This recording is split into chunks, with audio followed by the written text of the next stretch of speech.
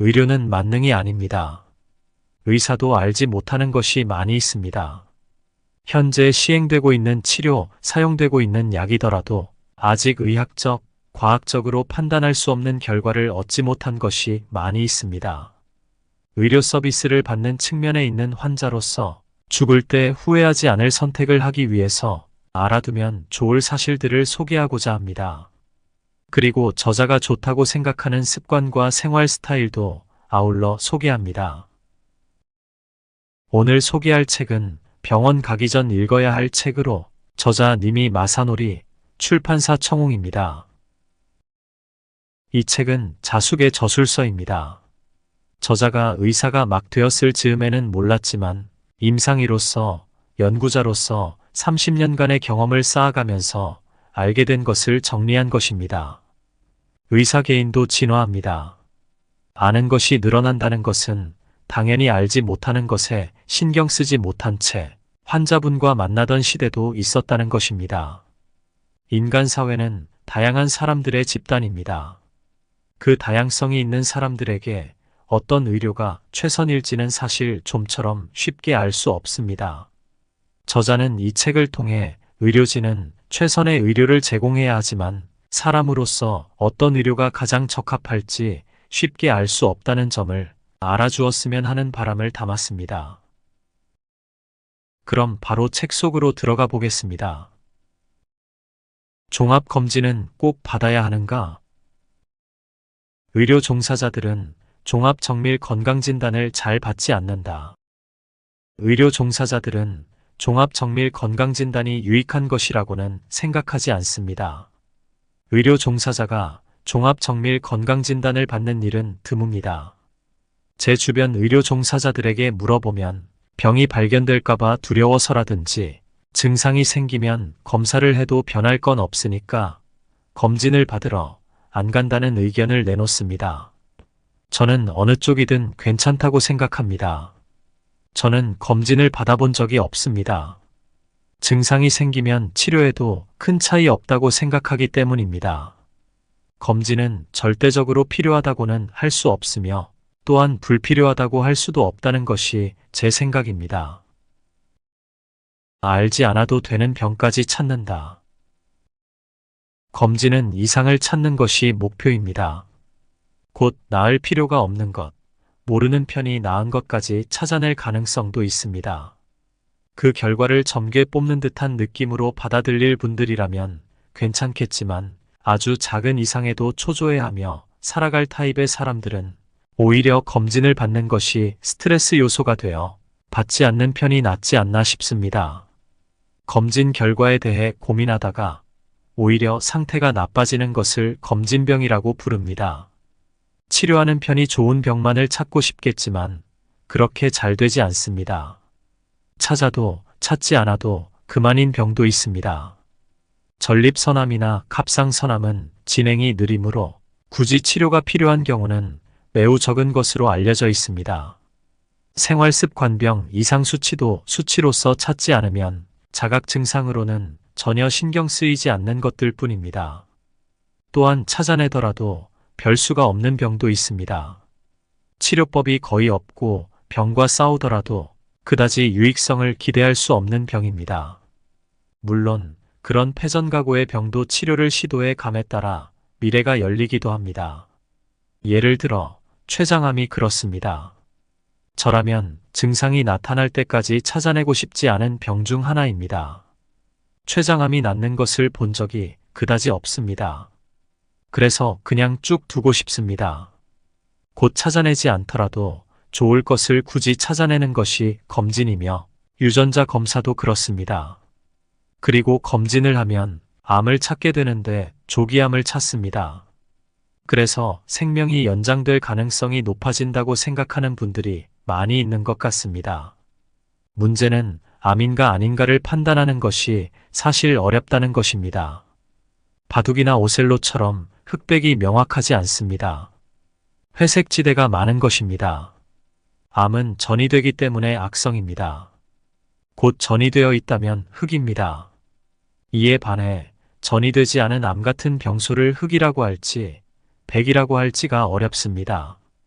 전이되어 명백하게 암이라는 것을 알 수 있는 경우에 비해 비슷하기 때문에 암, 그것과는 비슷하지 않기 때문에 암은 아니다와 같은 진단 방식이 바로 유사한 이미지입니다.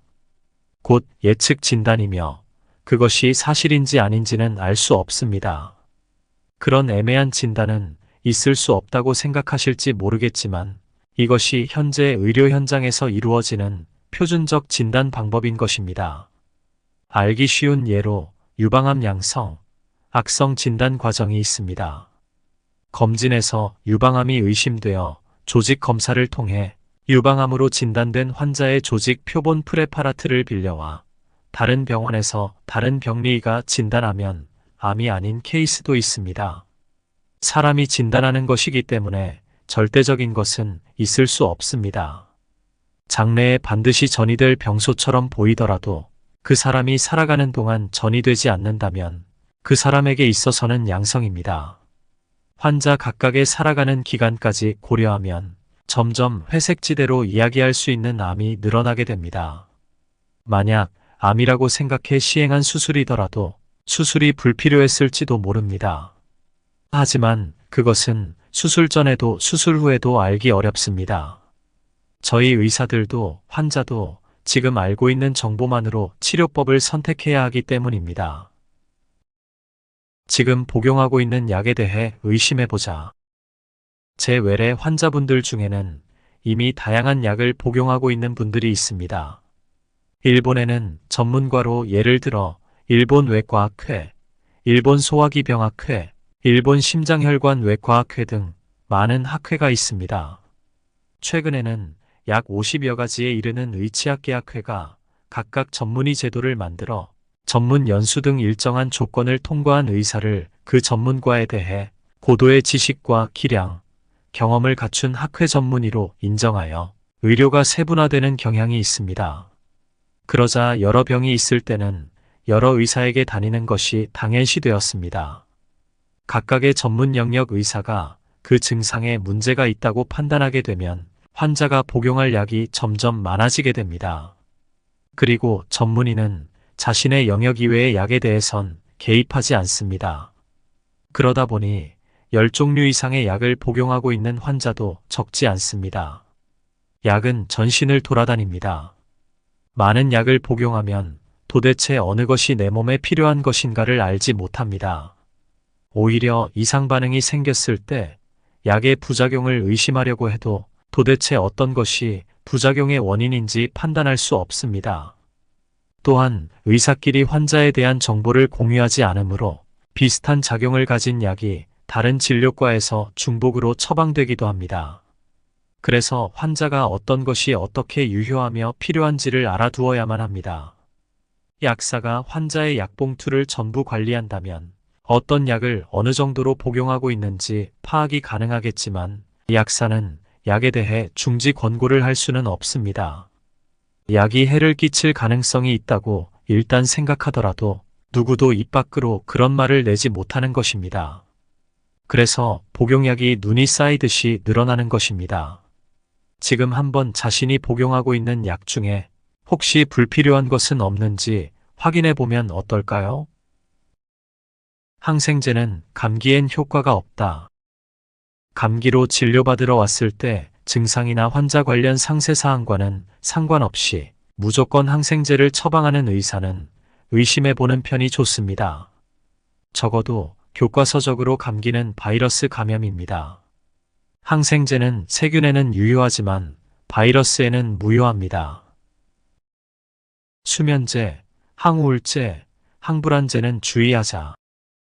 제가 개업해서 돈벌이를 할 생각이었다면 불면이나 사회 불안장애, 우울증 경향의 사람들에게 벤조디아제핀계 수면제나 항불안제, 그리고 SSRI, 선택적 세로토닌, 재흡수 억제제를 쉴 새 없이 처방했을 것입니다.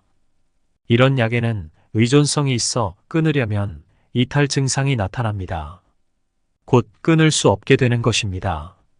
매월 환자들은 약을 받고자 외래에 내원하게 됩니다. 병이 나은 듯 낫지 못한 상태가 되어 계속 통원하게 됩니다. 그런 환자를 어느 정도 확보하면 클리닉이 망하지는 않을 것입니다. 개업하면 시장 원리가 작용됩니다. 고객을 늘리던지 1인당 객단가를 올리려고 노력하는 것이 당연한 일입니다. 반영구적으로 고객을 확보하는 최선의 방법 중 하나가 수면제, 항우울제, 항불안제 투여입니다. 제약회사도 이러한 약을 판매하고 싶어 합니다.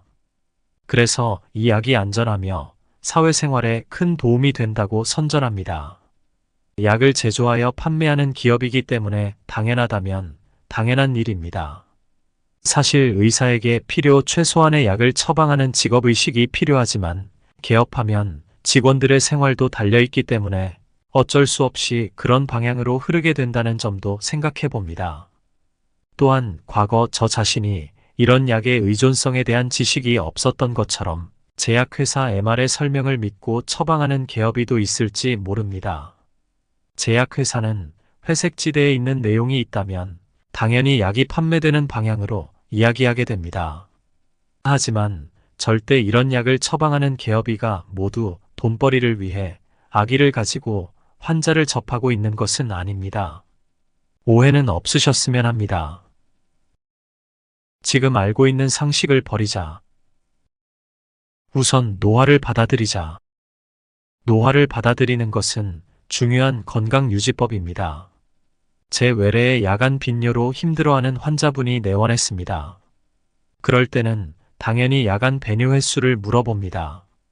야간에 2회 정도이면 저는 이렇게 말합니다. 저도 밤에 자기 전에 수분을 많이 마시면 아침까지 2번 정도는 화장실에 갑니다. 그러면 선생님도 그렇다면 병은 아니네요. 딱 노화네요. 그럼 돌아가겠습니다. 라는 결론이 납니다. 50세 전후부터 남성이나 여성 모두 불편한 부분이 나타나기 시작합니다. 그런 딱 노화, 갱년기는 받아들이는 것이 제일 좋은 건강법입니다. 노화를 병이라고 걱정하며 약으로 치료하려는 행동은 매우 위험을 동반합니다. 모든 먹을 것은 나쁘다고 생각하자.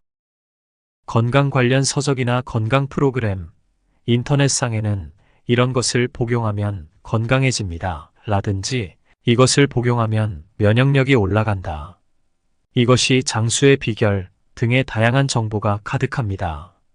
저는 뭐든 적당하게 들으면 괜찮다고 생각합니다. 중요한 것은 직감입니다. 정말로 그렇게 좋은 것이었다면 예로부터 줄곧 이어져 내려왔겠죠. 옛날에는 따로 건강에 대한 지혜가 없었기 때문에 스스로 먹어보고 느껴보는 수밖에 없었습니다. 또한 최근에 나온 것들 중에도 수년간 길게 롱셀러 위치를 유지하는 건강식품은 조금밖에 없지 않습니까? 제 모토는 균형 잡힌 식사를 하자는 것입니다. 이 말이 의미하는 것은 다른 사람들의 주장과는 다릅니다. 저는 입에 들어오는 것은 무엇이든 많이 먹으면 좋지 않다고 생각합니다. 그렇기 때문에 균형 잡힌 식사를 하자는 것입니다. 종류가 아닌 양을 이야기하는 것입니다. 먹은 음식은 소화관, 곧 위나 장에서 분해되고 흡수됩니다. 그리고 간이나 신장에서 해독된 후 배설됩니다. 특히 간이 중요한데 간에는 사이토크롬 P450이라는 효소가 있어 이것이 다양한 물질을 해독합니다. CYP라고도 불립니다. 이 CYP는 다양합니다. 간에는 이 CYP라는 중소공장이 모여있는 느낌입니다. 그렇기 때문에 한 가지 물질이 너무나도 많으면 한 종류의 CYP에 부담이 걸리게 되어버립니다. 건강기능식품을 사용하면 추출된 단일 물질의 경우 같은 물질을 많이 섭취하게 되므로 꽤 위험하다고 생각합니다. 어쨌든 과도한 사용은 주의가 필요합니다. 따라서 균형을 중요하게 생각하는 것입니다. 호흡을 하고 걷자. 운동에 관해서는 걷는 것만으로 충분합니다. 가능하면 1일 2회 30분 이상, 그리고 쭉 땀이 날 정도의 부하가 가장 좋습니다. 옷을 갈아입을 필요가 없을 정도의 땀을 말하는 것입니다. 빠른 걸음도 좋고 조금씩 비탈길이더라도 상관없습니다. 어쨌든 유산소 운동이 중요합니다. 물론 수영이나 자전거, 러닝도 나쁘진 않지만 조금 난이도가 높을지도 모릅니다. 훌라 댄스나 태극권, 요가, 필라테스 등도 추천합니다. 호흡을 하면서 시행하는 운동이 몸에는 좋은 것입니다. 비누는 사용하지 않는다. 최근 꽤 청결지향 성향이 강해져 아이들부터 노인들까지 몸을 너무 심하게 씻습니다. 피부는 외계로부터 몸을 지키는 중요한 방어벽입니다. 그 외벽을 피지나 때로 덮고 있는 것입니다. 그렇기 때문에 너무 심하게 씻으면 중요한 피부에 손상이 발생합니다. 특별히 더러워진 것이 아니라면 목욕이나 샤워만으로도 충분합니다. 10세인 딸에게도 몸은 비누로 씻지 않도록 가르치고 있습니다. 진흙탕에서 놀거나 운동에서 땀을 많이 흘렸을 때 등에는 가볍게 비누로 씻으면 충분합니다. 고령자도 겨울에는 특히 피부가 까슬까슬해집니다. 그럴 때 과도하게 씻으면 오히려 더욱 까슬까슬해집니다. 불필요한 과도한 씻음에 대해서는 부디 주의해 주세요. 위험도는 스스로 판단해 주세요. 의료는 시장 원리에 영향을 받는다. 의료는 중요한 공공재이며 사회자본입니다. 하지만 자본주의 사회에는 시장 원리가 작용하며 자유경쟁이 기본입니다. 제약회사는 자원봉사단체가 아닙니다. 주식회사입니다. 약을 팔아 이익을 올려 주주에게 배당해야 할 책무가 있습니다. 자원봉사라면 불필요한 약을 팔 필요는 없겠죠. 하지만 주식회사의 경우 처분하는 것보다는 팔아버리는 것이 이익으로 이어집니다. 그리고 이익을 위해 많은 상품을 파는 것은 당연합니다. 고객을 늘리는 작전을 펴는 것도 당연합니다. 전체 이익을 늘리기 위해서는 객단가를 늘리던지 고객 수를 늘리는 수밖에 없습니다. 객단가를 늘리기 위해서는 비싼 약을 팔거나 여러 가지 약을 팔면 됩니다. 고객을 늘리기 위해서는 약이 존재하지 않는 영역, 불치병의 영역과 관련된 약을 만드는 것이 가장 좋습니다. 하지만 그런 꿈 같은 신약은 좀처럼 나타나질 않습니다. 그러면 고객을 늘리는 작전으로 병이 아닌 증상을 병으로 만드는 것이나 병으로 판단하는 기준을 내리면 성공할 수 있습니다. 예를 들어 고혈압 기준은 160에서 130에서 140으로 내려왔습니다. 혈압 강화제 시장은 6배 이상 성장했다고 합니다. 또한 갱년기장애, 골감소증, 우울상태, 사회불안장애, 하지불안증 혹은 주의결핍, 주의력 결핍 과잉행동장애 등 많은 증상이 병이 되었습니다. 물론 그 중에서 약제를 사용하여 치료하는 편이 나은 사람들도 많이 있겠으나 치료할 필요가 없는 사람도 사실 많이 포함되어 있습니다. 처방 의사결정의 대부분은 의료를 제공하는 측에서 가지고 있습니다. 환자도 제약회사의 입장을 이해해 두면 자신이 복용하는 약에 무관심해지지는 않겠죠. 사람은 다양하다. 표준적인 인간은 없다. 의학부 교육에서 사람은 다양하다라는 것을 그다지 가르쳐 주지 않습니다. 오히려 서양의학은 모든 사람이 만족해야만 하는 기준을 설정하고 있습니다. 그렇지 않으면 진료가 복잡해지기 때문입니다. 그 전형적인 것이 가이드라인입니다. 이런 병인 사람에게는 이렇게 치료를 하자는 지침이지만 대부분의 가이드라인에서는 사람은 다양하다는 것은 무시하고 어느 의미에서는 강제적으로 표준화시키고 있습니다.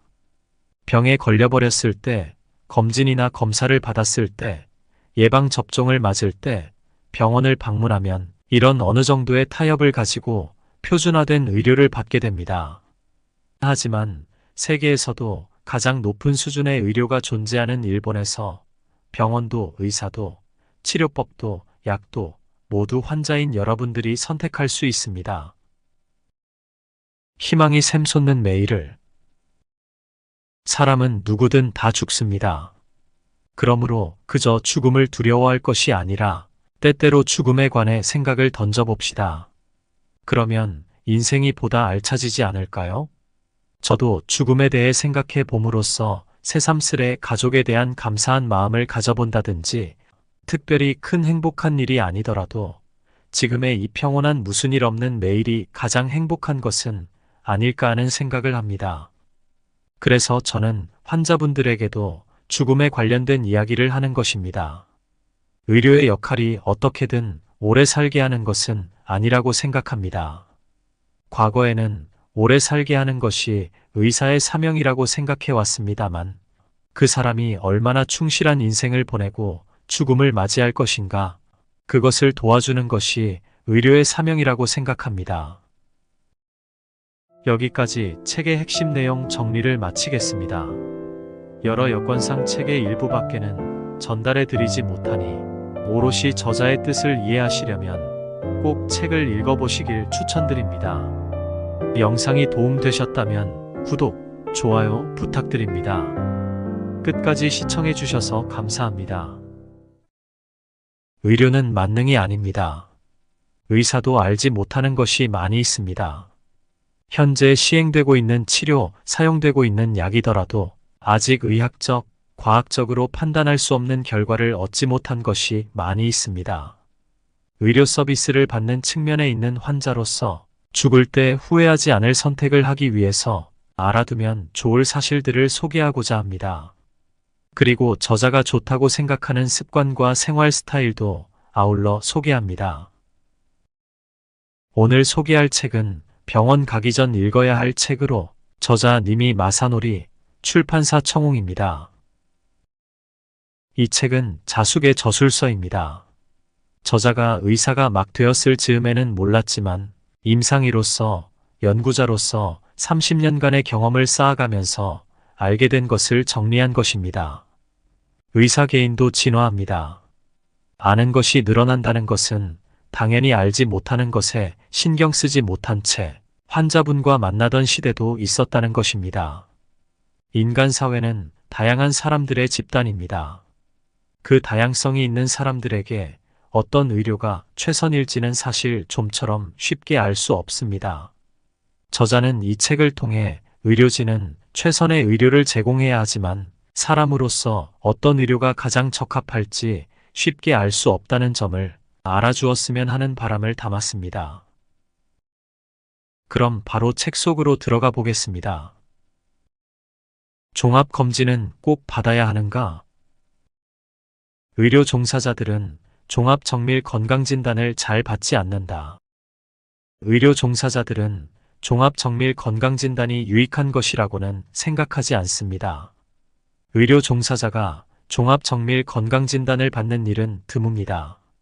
제 주변 의료 종사자들에게 물어보면 병이 발견될까봐 두려워서라든지 증상이 생기면 검사를 해도 변할 건 없으니까 검진을 받으러 안 간다는 의견을 내놓습니다. 저는 어느 쪽이든 괜찮다고 생각합니다. 저는 검진을 받아본 적이 없습니다. 증상이 생기면 치료해도 큰 차이 없다고 생각하기 때문입니다. 검진은 절대적으로 필요하다고는 할 수 없으며 또한 불필요하다고 할 수도 없다는 것이 제 생각입니다.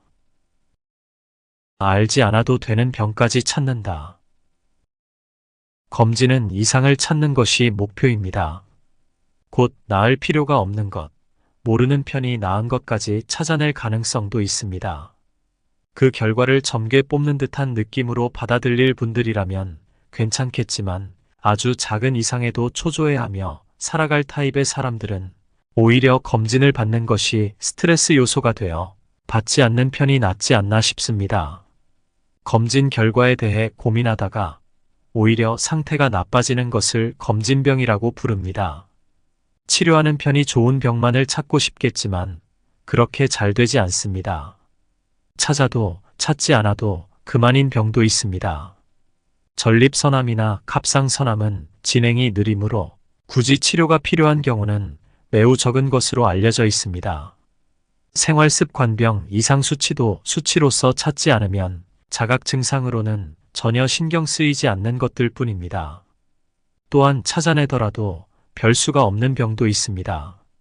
치료법이 거의 없고 병과 싸우더라도 그다지 유익성을 기대할 수 없는 병입니다. 물론 그런 패전가고의 병도 치료를 시도해 감에 따라 미래가 열리기도 합니다. 예를 들어 췌장암이 그렇습니다. 저라면 증상이 나타날 때까지 찾아내고 싶지 않은 병 중 하나입니다. 췌장암이 낫는 것을 본 적이 그다지 없습니다. 그래서 그냥 쭉 두고 싶습니다. 곧 찾아내지 않더라도 좋을 것을 굳이 찾아내는 것이 검진이며 유전자 검사도 그렇습니다. 그리고 검진을 하면 암을 찾게 되는데 조기암을 찾습니다. 그래서 생명이 연장될 가능성이 높아진다고 생각하는 분들이 많이 있는 것 같습니다. 문제는 암인가 아닌가를 판단하는 것이 사실 어렵다는 것입니다. 바둑이나 오셀로처럼 흑백이 명확하지 않습니다. 회색지대가 많은 것입니다. 암은 전이 되기 때문에 악성입니다. 곧 전이 되어 있다면 흑입니다. 이에 반해 전이 되지 않은 암 같은 병소를 흑이라고 할지 백이라고 할지가 어렵습니다. 전이 되어 명백하게 암이라는 것을 알 수 있는 경우에 비해 비슷하기 때문에 암, 그것과는 비슷하지 않기 때문에 암은 아니다와 같은 진단 방식이 바로 유사한 이미지입니다. 곧 예측 진단이며 그것이 사실인지 아닌지는 알 수 없습니다. 그런 애매한 진단은 있을 수 없다고 생각하실지 모르겠지만 이것이 현재 의료 현장에서 이루어지는 표준적 진단 방법인 것입니다. 알기 쉬운 예로 유방암 양성, 악성 진단 과정이 있습니다. 검진에서 유방암이 의심되어 조직 검사를 통해 유방암으로 진단된 환자의 조직 표본 프레파라트를 빌려와 다른 병원에서 다른 병리의가 진단하면 암이 아닌 케이스도 있습니다. 사람이 진단하는 것이기 때문에 절대적인 것은 있을 수 없습니다. 장래에 반드시 전이 될 병소처럼 보이더라도 그 사람이 살아가는 동안 전이 되지 않는다면 그 사람에게 있어서는 양성입니다. 환자 각각의 살아가는 기간까지 고려하면 점점 회색지대로 이야기할 수 있는 암이 늘어나게 됩니다. 만약 암이라고 생각해 시행한 수술이더라도 수술이 불필요했을지도 모릅니다. 하지만 그것은 수술 전에도 수술 후에도 알기 어렵습니다. 저희 의사들도 환자도 지금 알고 있는 정보만으로 치료법을 선택해야 하기 때문입니다. 지금 복용하고 있는 약에 대해 의심해보자. 제 외래 환자분들 중에는 이미 다양한 약을 복용하고 있는 분들이 있습니다. 일본에는 전문과로 예를 들어 일본 외과학회, 일본 소화기병학회, 일본 심장혈관외과학회 등 많은 학회가 있습니다. 최근에는 약 50여 가지에 이르는 의치학계학회가 각각 전문의 제도를 만들어 전문 연수 등 일정한 조건을 통과한 의사를 그 전문과에 대해 고도의 지식과 기량, 경험을 갖춘 학회 전문의로 인정하여 의료가 세분화되는 경향이 있습니다. 그러자 여러 병이 있을 때는 여러 의사에게 다니는 것이 당연시되었습니다. 각각의 전문 영역 의사가 그 증상에 문제가 있다고 판단하게 되면 환자가 복용할 약이 점점 많아지게 됩니다. 그리고 전문의는 자신의 영역 이외의 약에 대해선 개입하지 않습니다.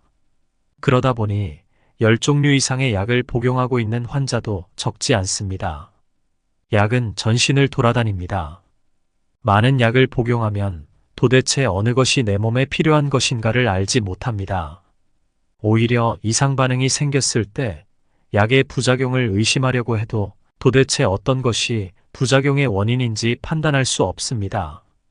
또한 의사끼리 환자에 대한 정보를 공유하지 않으므로 비슷한 작용을 가진 약이 다른 진료과에서 중복으로 처방되기도 합니다.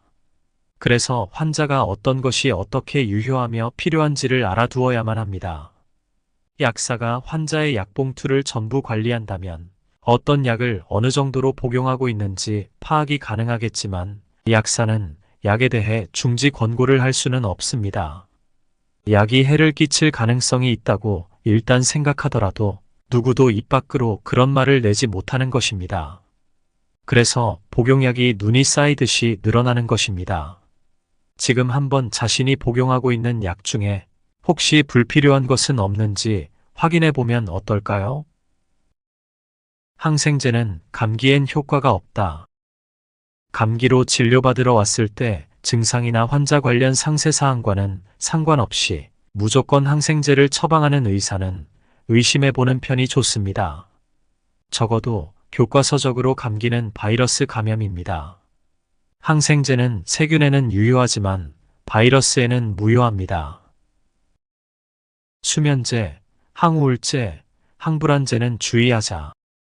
제가 개업해서 돈벌이를 할 생각이었다면 불면이나 사회 불안장애, 우울증 경향의 사람들에게 벤조디아제핀계 수면제나 항불안제, 그리고 SSRI, 선택적 세로토닌, 재흡수 억제제를 쉴 새 없이 처방했을 것입니다. 이런 약에는 의존성이 있어 끊으려면 이탈 증상이 나타납니다. 곧 끊을 수 없게 되는 것입니다. 매월 환자들은 약을 받고자 외래에 내원하게 됩니다. 병이 나은 듯 낫지 못한 상태가 되어 계속 통원하게 됩니다. 그런 환자를 어느 정도 확보하면 클리닉이 망하지는 않을 것입니다. 개업하면 시장 원리가 작용됩니다. 고객을 늘리던지 1인당 객단가를 올리려고 노력하는 것이 당연한 일입니다. 반영구적으로 고객을 확보하는 최선의 방법 중 하나가 수면제, 항우울제, 항불안제 투여입니다. 제약회사도 이러한 약을 판매하고 싶어 합니다. 그래서 이 약이 안전하며 사회생활에 큰 도움이 된다고 선전합니다. 약을 제조하여 판매하는 기업이기 때문에 당연하다면 당연한 일입니다. 사실 의사에게 필요 최소한의 약을 처방하는 직업의식이 필요하지만 개업하면 직원들의 생활도 달려있기 때문에 어쩔 수 없이 그런 방향으로 흐르게 된다는 점도 생각해 봅니다. 또한 과거 저 자신이 이런 약의 의존성에 대한 지식이 없었던 것처럼 제약회사 MR의 설명을 믿고 처방하는 개업이도 있을지 모릅니다. 제약회사는 회색지대에 있는 내용이 있다면 당연히 약이 판매되는 방향으로 이야기하게 됩니다. 하지만 절대 이런 약을 처방하는 개업이가 모두 돈벌이를 위해 악의를 가지고 환자를 접하고 있는 것은 아닙니다. 오해는 없으셨으면 합니다. 지금 알고 있는 상식을 버리자. 우선 노화를 받아들이자. 노화를 받아들이는 것은 중요한 건강유지법입니다. 제 외래에 야간 빈뇨로 힘들어하는 환자분이 내원했습니다. 그럴 때는 당연히 야간 배뇨 횟수를 물어봅니다. 야간에 2회 정도이면 저는 이렇게 말합니다. 저도 밤에 자기 전에 수분을 많이 마시면 아침까지 2번 정도는 화장실에 갑니다. 그러면 선생님도 그렇다면 병은 아니네요. 딱 노화네요. 그럼 돌아가겠습니다. 라는 결론이 납니다. 50세 전후부터 남성이나 여성 모두 불편한 부분이 나타나기 시작합니다. 그런 딱 노화, 갱년기는 받아들이는 것이 제일 좋은 건강법입니다. 노화를 병이라고 걱정하며 약으로 치료하려는 행동은 매우 위험을 동반합니다. 모든 먹을 것은 나쁘다고 생각하자. 건강 관련 서적이나 건강 프로그램, 인터넷상에는 이런 것을 복용하면 건강해집니다. 라든지 이것을 복용하면 면역력이 올라간다. 이것이 장수의 비결 등의 다양한 정보가 가득합니다. 저는 뭐든 적당하게 들으면 괜찮다고 생각합니다. 중요한 것은 직감입니다. 정말로 그렇게 좋은 것이었다면 예로부터 줄곧 이어져 내려왔겠죠. 옛날에는 따로 건강에 대한 지혜가 없었기 때문에 스스로 먹어보고 느껴보는 수밖에 없었습니다. 또한 최근에 나온 것들 중에도 수년간 길게 롱셀러 위치를 유지하는 건강식품은 조금밖에 없지 않습니까? 제 모토는 균형 잡힌 식사를 하자는 것입니다. 이 말이 의미하는 것은 다른 사람들의 주장과는 다릅니다. 저는 입에 들어오는 것은 무엇이든 많이 먹으면 좋지 않다고 생각합니다. 그렇기 때문에 균형 잡힌 식사를 하자는 것입니다. 종류가 아닌 양을 이야기하는 것입니다. 먹은 음식은 소화관, 곧 위나 장에서 분해되고 흡수됩니다.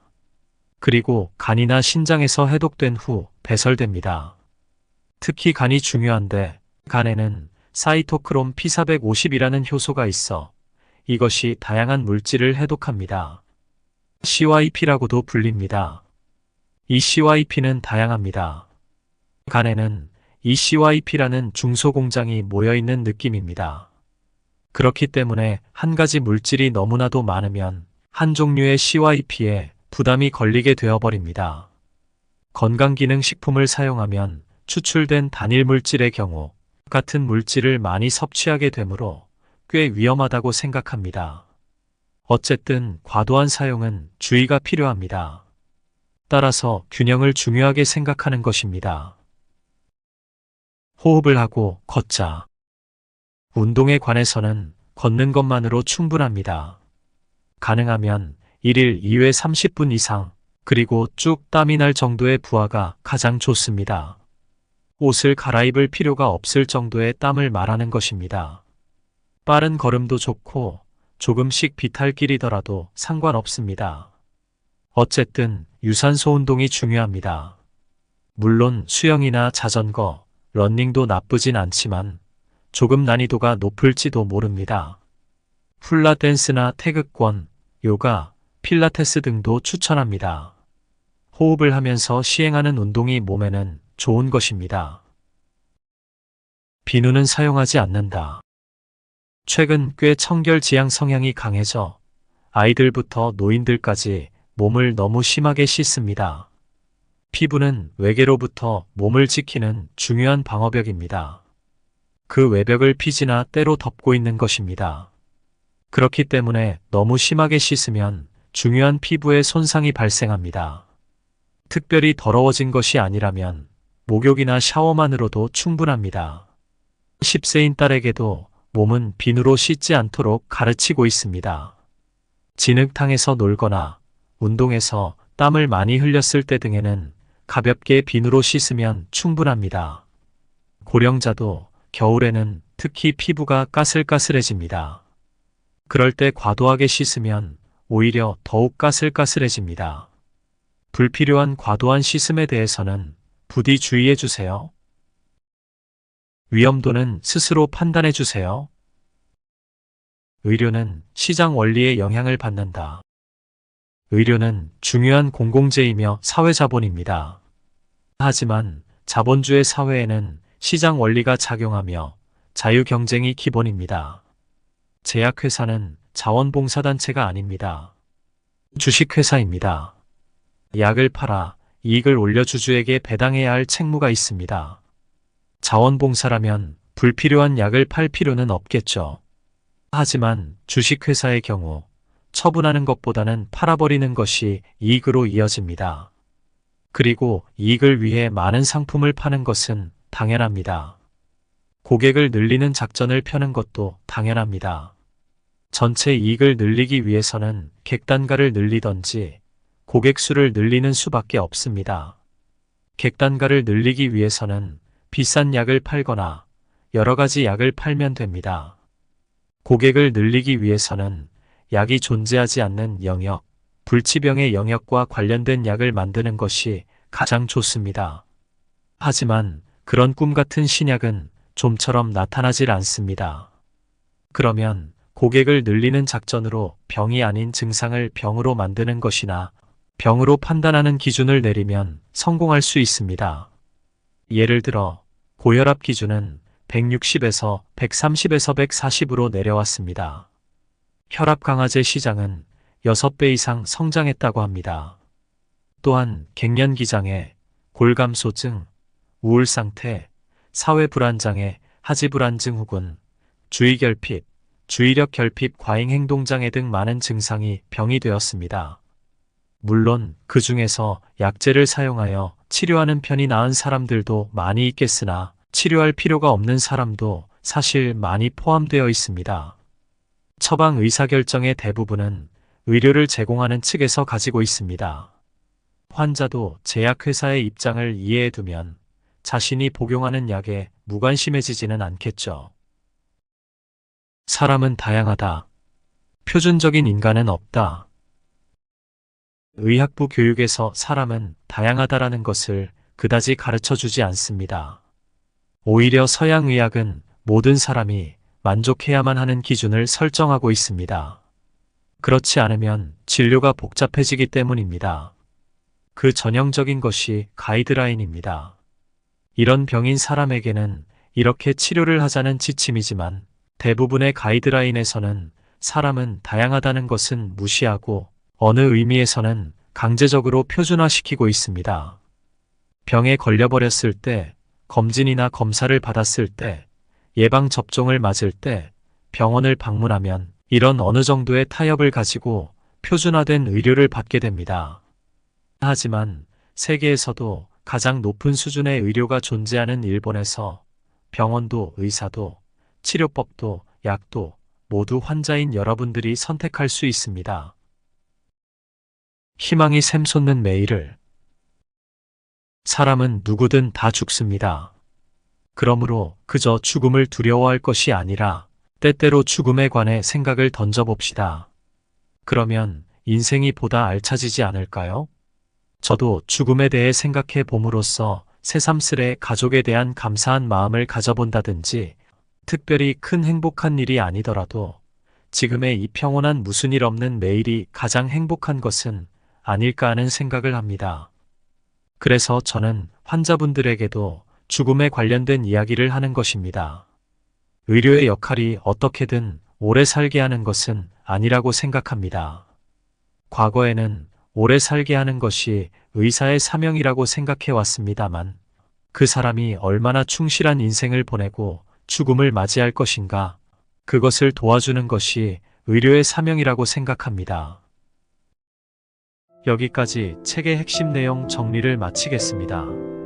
여러 여건상 책의 일부밖에는 전달해 드리지 못하니 오롯이 저자의 뜻을 이해하시려면 꼭 책을 읽어보시길 추천드립니다. 영상이 도움되셨다면 구독, 좋아요 부탁드립니다. 끝까지 시청해 주셔서 감사합니다.